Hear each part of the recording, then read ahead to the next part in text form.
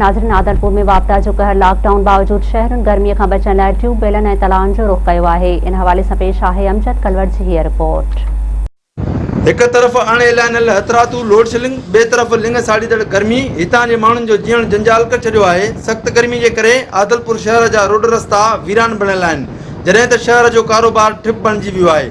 जॾहिं त शहर जा नौजवान ऐं ॿारड़ा गर्मी खां बचण लाइ स्विमिंग पूलनि, वाहन ऐं शाखनि ॾांहुं रुख करे वरितो आहे।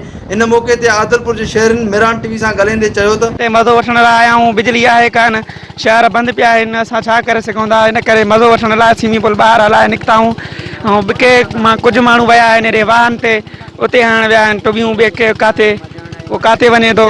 स्विमिंग पूल हलाई आहे, उन खां पोइ मज़ो वठण आया आहियूं। हिते ॿाहिरि निकिरी आया आहियूं, शहर में मज़ो कान्हे, का शइ बिजली आहे कान, इन करे हिते ॿाहिरि निकिरी अची विया मज़ो वठण आया आहियूं। ॿियो असां काॾे वञूं, गर्मी ॾाढी लॻी पई आहे, बिजली आहे कान, ॻोठनि में गर्मी ॾाढी पई आहे। स्विमिंग पूल ते आया आहियूं तड़े कण मज़ो वठण, के वाहन विया आहिनि, को काॾे विया आहिनि। शहर में बिजली कोन्हे, इन करे असां घरनि में गर्मी लॻी पई आहे। इन करे असां वाहन में तड़ो कयूं था। कोरोना वायरस जे करे दुकान बंदि पिया आहिनि, सॼो कुझु।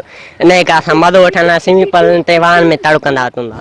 ज़रूरत इन ॻाल्हि जी आहे त हर माण्हू खे पंहिंजे पंहिंजे इलाइक़नि में वण पोखणु घुर्जनि त जीअं गर्मीअ जो ज़ोर टुटी सघे। कैमरामैन इम्तियाज़ कलवट सां गॾु अमजद कलवट, मेहरान टीवी, आदलपुर।